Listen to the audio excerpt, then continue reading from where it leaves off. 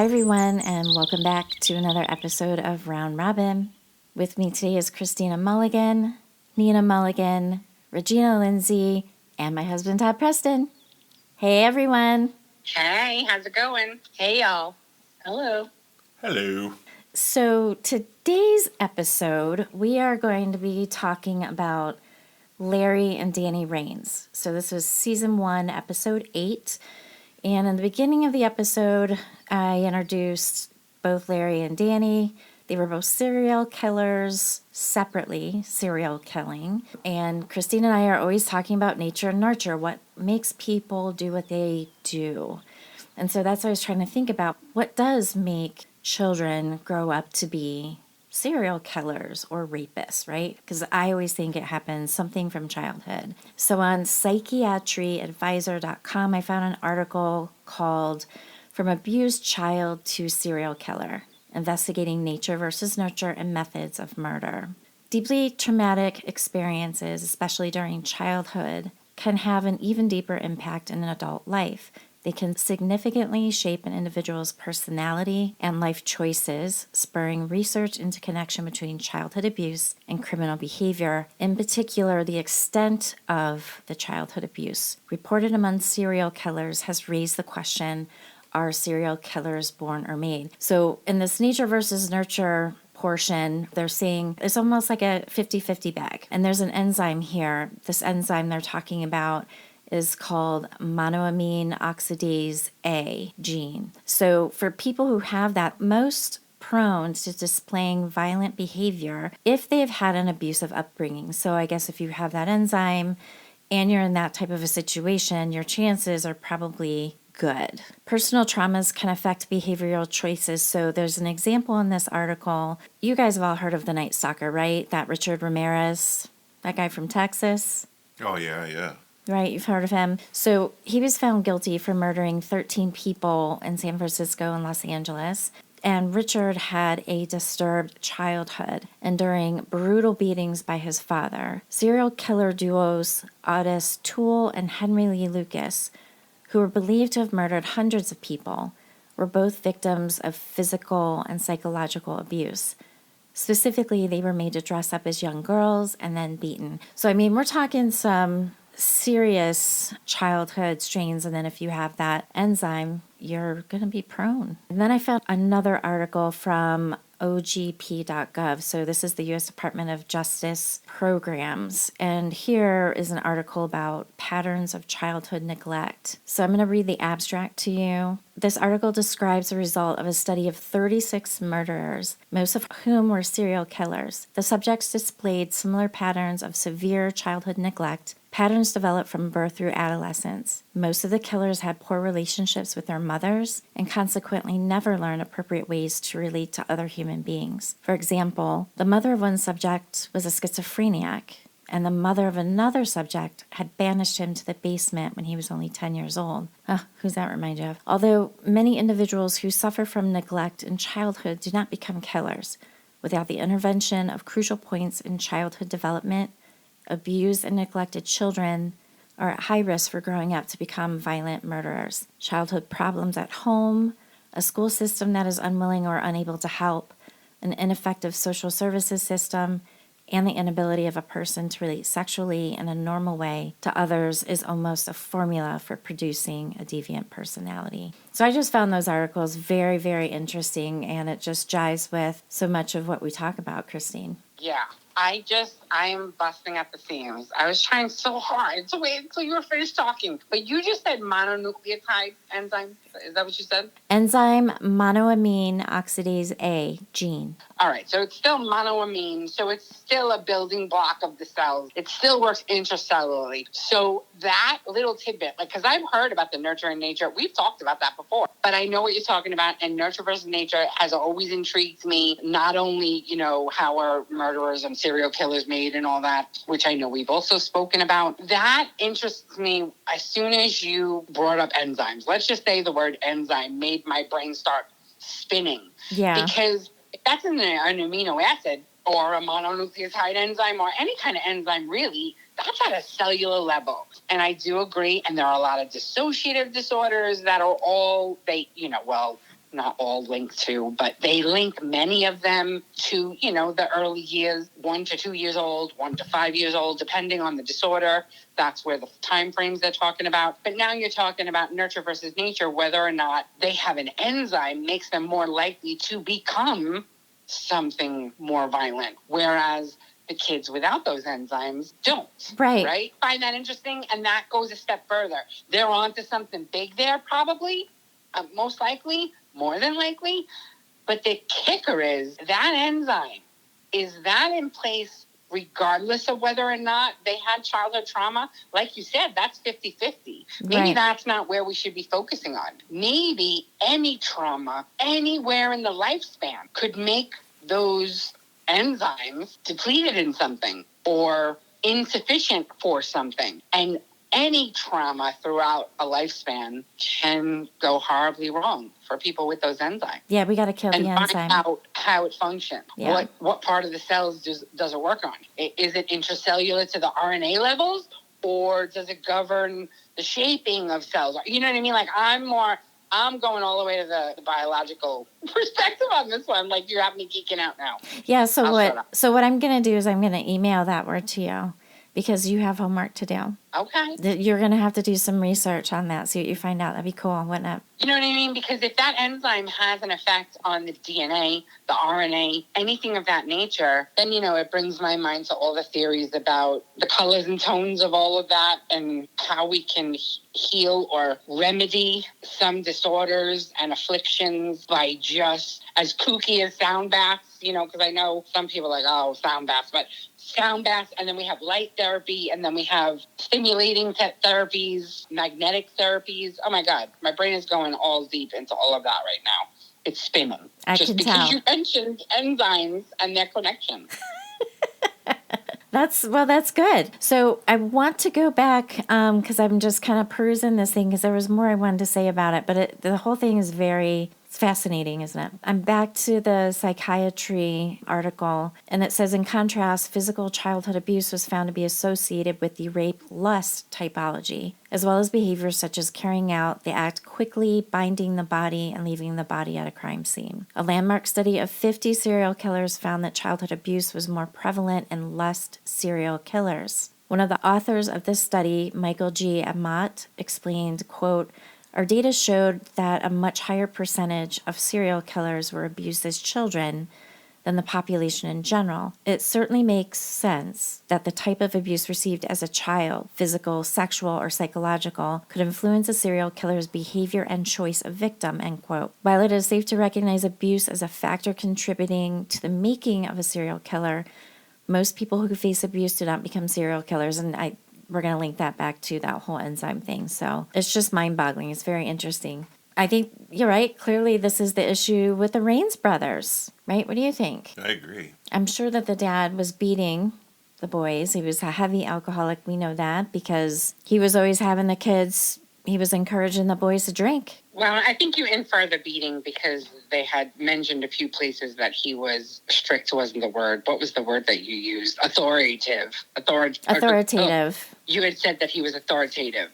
So that kind of implies beating, but maybe he was just firm. And yeah, they did mention how he drank and he wanted his boys to drink, but maybe it was just neglect in general. Maybe he never treated them as if he was rearing them in any way. Oh, he wasn't. Just existed. He wasn't. He abandoned the kids. Right, but we don't even know to where he really went. We heard about where he went, but how do we know that these kids didn't kill him and bury him? We don't know. He's never been heard from again. We know nothing. Oh my God. Okay, Regina, what do you think?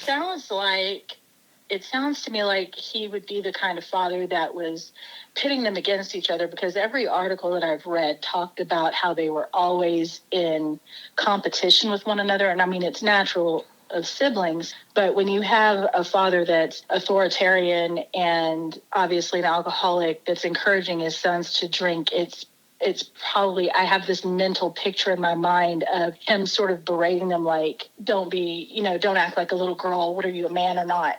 Kind of having that, I don't know, toxic masculinity kind of competition going on between the two of them, like who can drink the most and it doesn't surprise me that they both were dating and sleeping with the same woman, because that's a competition thing. They've just had this ongoing, toxic sort of rivalry between the two of them. Right, and they were fighting about just about over everything. Anything they would fight over. They're drunk, they're Right. teenage boys. They competed with each other about, even to the point of, it's implied, it doesn't really say this, but the kind of crimes that they committed leading up to their ultimate murdering of these people. It just seems like, they were trying to prove who was the baddest, for lack of a better term. What do you think, Hen?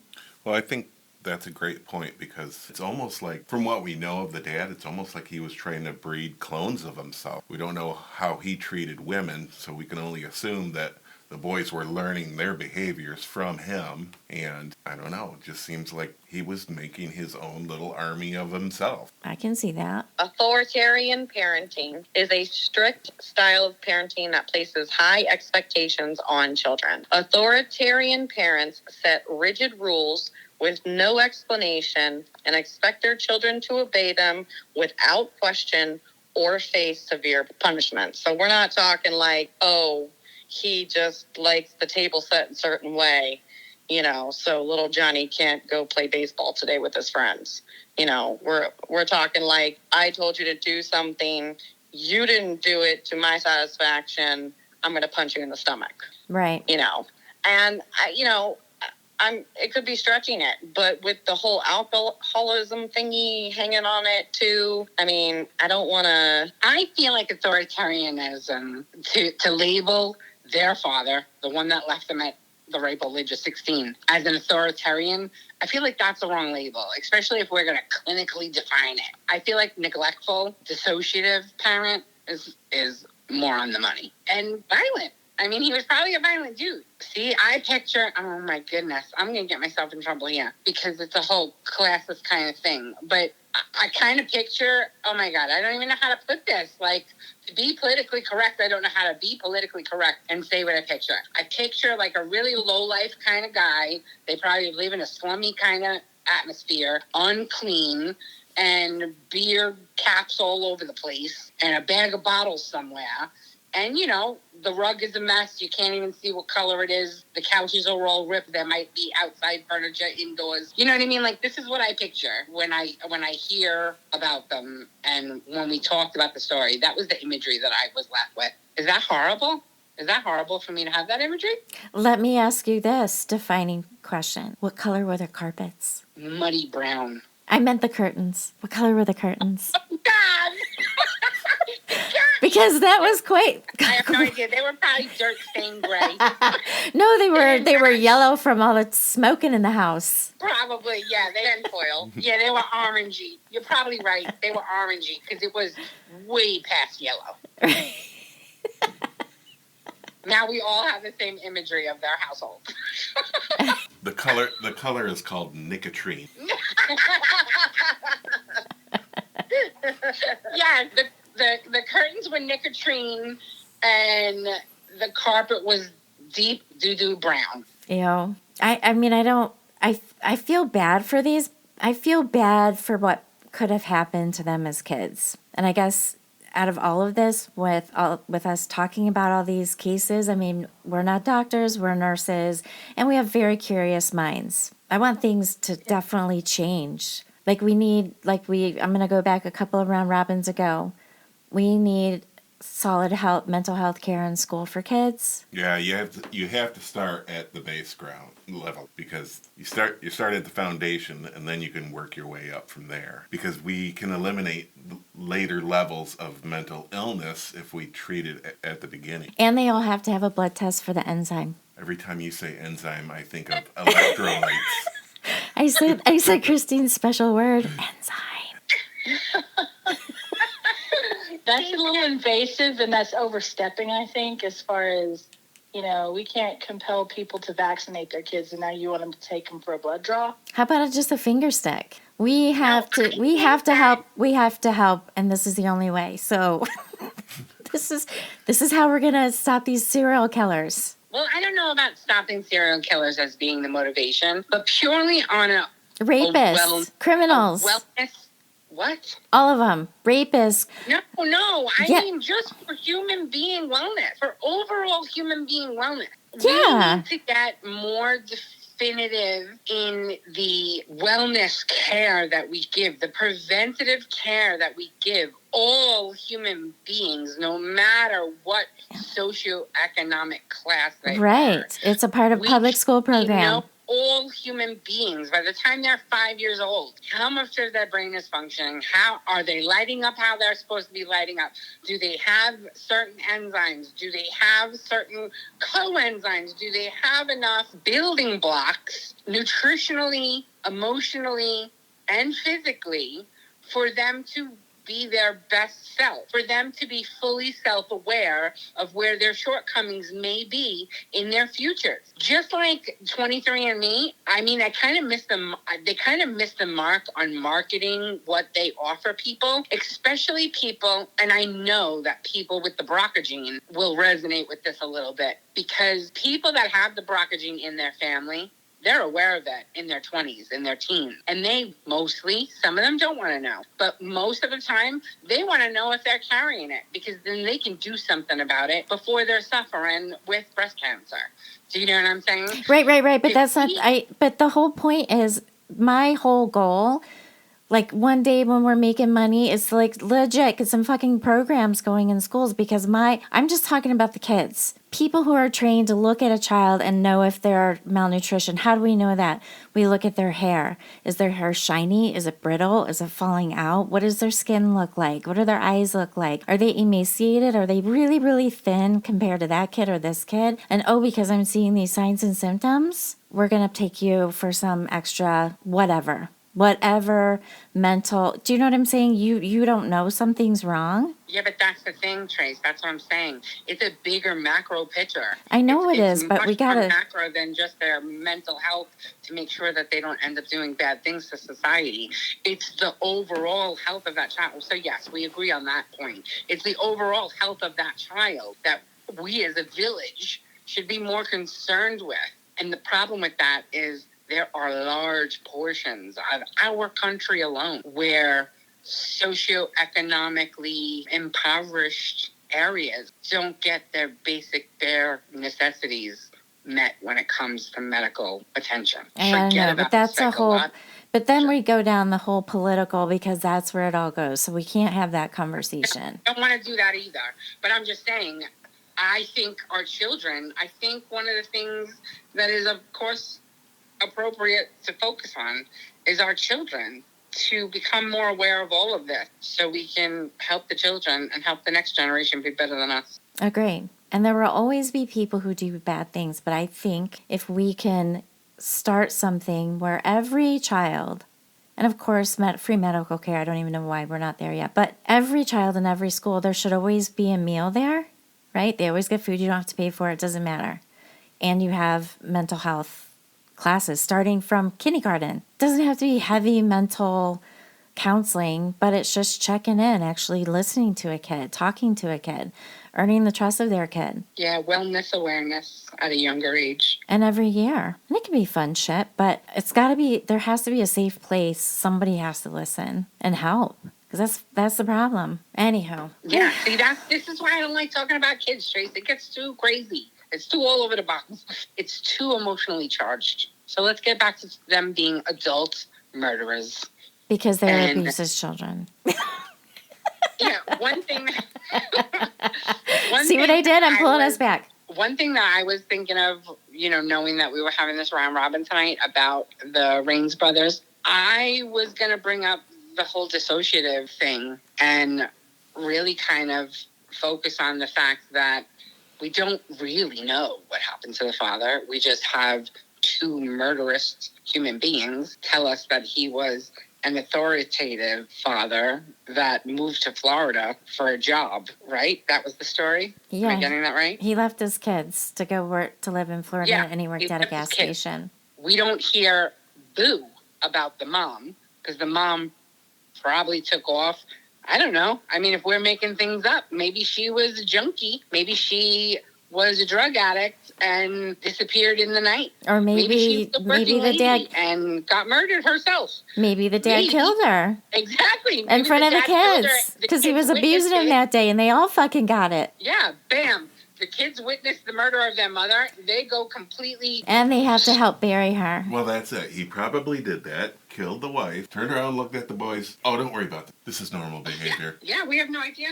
And those boys went, okay. We're gonna take Mom out back, but first we have to cut her up. Freezer grinder.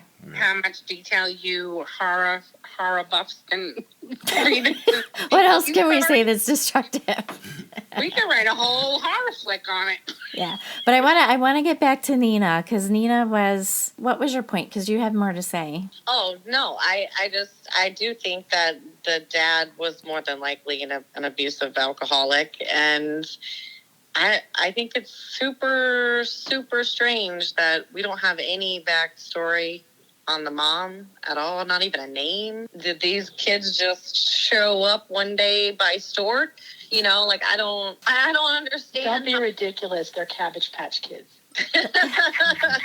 That's just super weird to me. But I mean, okay, so I kind of thought the same thing. Maybe he murdered her or whatever, and then, you know, was authoritative to the boys to put them in line and keep them, you know, straight in line. But as boys do, they grow up, and as they grow up, their fathers get frail and old, and maybe they started to not take his crap anymore, and they beat the crap out of him and finally paid him back for killing their mom, you know. And then because the thing is that the one dude went on to kill other gas station attendants. Like, that's all he killed. So that's clearly some father issues going on there. But dissociative, sure, because these kids didn't have a mom, clearly. For how long, who knows? But, I mean, it seems pretty kind of textbook. Okay, but I'm not going to let that slide, Regina. Don't be bad-mouthing my Xavier Roberts tattooed booty babies. Okay? These boys were not Cabbage Patch babies. She had a Cabbage Patch. Maybe Garbage Pail babies. Maybe the Garbage Pail. Fine. Oh my gosh. Is to make sure. Do you still have your Cabbage Patch doll? What was his name? Oh, God. You just said it. Was it Xavier? No. Xavier Roberts was the designer. Did you not have a Cabbage Patch doll? I never had a Cabbage Patch doll. Xavier Roberts was the guy that created the Cabbage Patch. Oh. And all the Cabbage Patch babies had Xavier Roberts tattooed on their booty.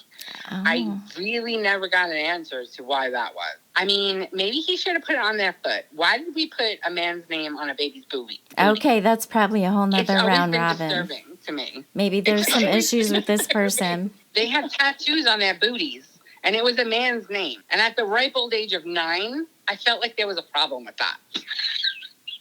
I was like, this bitch branded these babies on their ass. Yeah, that's weird. It is weird. Yeah, like, why not? If you're going to do it, why not the bottom of the foot? It seems very dirty to do that to a baby doll. I think there's more to this Cabbage Patch shit. We're going to have to... Is this dude from Michigan so we can do a story on him? Don't know. But I don't know if I want to know that story. A whole child. You know what? Your little dolls on the shelves won't seem so wonderful anymore. Xavier Roberts is from Cleveland, Georgia. Oh, man. Did he ever come up here and do some misdeeds? You should look on Reddit. Because if he touched some crime in here, we can do it.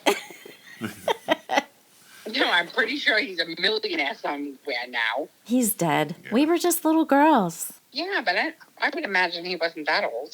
I didn't even know that. I wasn't even sure that he was a real person, to tell you the truth. Maybe it's a female. It was like Aunt Jemima. They just made him up. Yeah, he's like the Willy Wonka of baby doll. Why is a man making baby dolls? I'm telling you, the story is not good. Regina, do you have anything you want to talk about? One more side note about Xavier Roberts, because Christine, you're going to love this. His birthday was Halloween, 1955.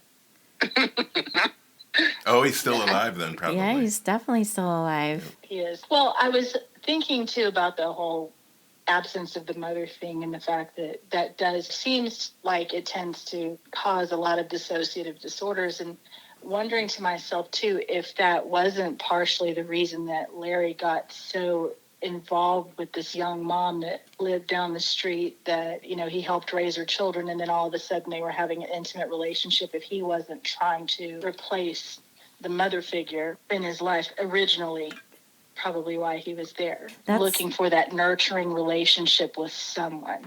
Right, and he was helping raise her kids because he was just 3 years into it. He was 16, so 13, 14, he was doing that. That's a great point. I'm glad you brought us back to that, or brought us to that to look at.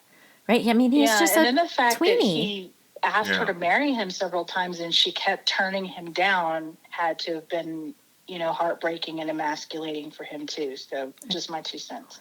No, agreed. I like it. And here's something you just made me think about, right? So he was not a rapist. He was just a murdering guy. He just wanted to kill people. His brother, he was the rapist. And then rapist murderer, serial rapist murderer. The rapist was the younger one? Danny, yes. When Danny started acting up is when Larry went to prison. So there we go. I just thought about that. So that's all he had left, right? He didn't have a mom as far as we know. His dad was gone, never looked back at the guys. Danny was married, and there was no issues that I saw in what I looked at for the show.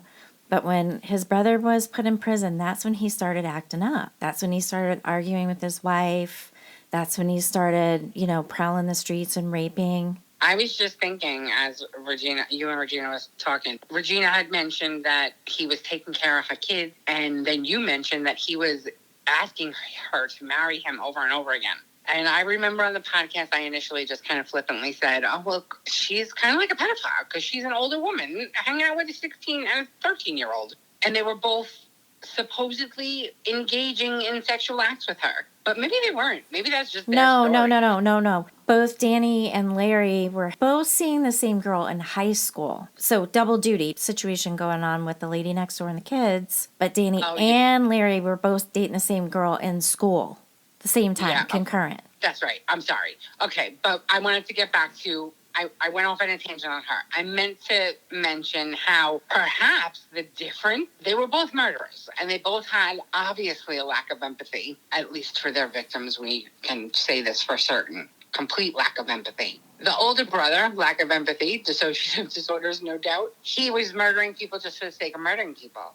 The younger brother was murdering women, raping and abusing them. You got to keep in mind he was 13 while he was watching his brother get dejected by this woman over and over again. Maybe that's where some of that stemmed from. Maybe he got really angry because his older brother was essentially all he had in the world. For everything that they were still siblings. They still kind of rolled together. In some sense of the word, the older brother kind of took care of the younger brother. He was 13. That's all he had, right? So yeah. I also want to read this part of the article because this is very interesting and it ties into what we're talking about right now. They had studied 4 serial killer typologies. So we have lust and rape, that's one. Anger, power, and financial gain. So 3 categories of child abuse: psychological, sexual, and physical. So the results that suggest that sexual abuse was potentially connected to the rape, lust, and anger typologies. It was also associated with a tendency for overkill, postmortem sex, and moving a body to a different location from where the murder took place. Psychological abuse was associated more with rape, lust, and financial gain typologies. Acts of crime associated with childhood psychological abuse and tended to involve torture. I find that really interesting. The older brother showed that he wanted to take care of children, even just in his own brother, but also with this woman's children. He wanted to take care of them and do right by the woman. But then he ended up murdering for financial gain. I think it started out with them saying that intending to rob the people that right. he shot. I also wanted to say about Danny, and this is going to be really twisted, but maybe the reason that he's the one who became the rapist is because he never did have a nurturing relationship with any female, even if it was some kind of, almost incestuous relationship like Larry had with the neighbor. I think his initial attraction to the neighbor was probably that she was air quotes here, very loosely, good mother in his eyes, versus his absent mother. But right. Danny never had a woman that maybe doted on him like that, if that makes sense. Sure, it does make sense. So maybe he's the one that developed the hatred for women, while his brother developed more of a hatred for anybody that reminded him of their father. Good point. Well, that makes sense because Danny and Larry having sex with the same girl in competition with the same girl. And then Larry's also got this other girl. Danny has issues with women because of that scenario as well. Because his own brother is doing wrong by having sex with his girlfriend. So at that point, he's not only lost respect for his brother, but for all women as well. Good point, hun. Incidentally, though, he was married to the girl that he and his brother were both sleeping with. What was her name? He married Kathy. I didn't realize that. Yeah, that was the girl from high school that they both were dating. See, now that even makes even more sense because he wanted to punish her but couldn't because he loved her. So he was taking it out on other women. But all that only triggered off when his brother went to prison, though. Oh, so now he's out of the way. Yeah. Kathy's never going to be with my brother. He's in prison, so guess what I'm going to do now? Kind of a thing. Yeah, just kind of like a trigger moment. Retribution for his brother. Yeah. Does anybody have anything else they want to talk about? I don't think we're ever really going to be able to pinpoint it because we don't know enough about the dad. We don't know enough. We don't know anything about the mom. What we do know is they were basically feral teenagers and they were already headed down the really, really wrong path. I mean, at the ripe old age of 16 and 13. I don't know. It's all possibilities. It's all possible things. We can only speculate because we don't have enough information about their past. It makes me think in different ways. I love having these calls with you guys. Yeah. It's fun. We're going to wrap up this episode. On Enzyme. Where the mind goes, the body follows, right? Yeah. All right, everybody. I think we should wrap it up. It is getting late. So thank you. Thank you, everyone, for joining us for this round robin. And don't forget to come back on next Malice Monday. Bye. Bye. Bye. Bye. Bye.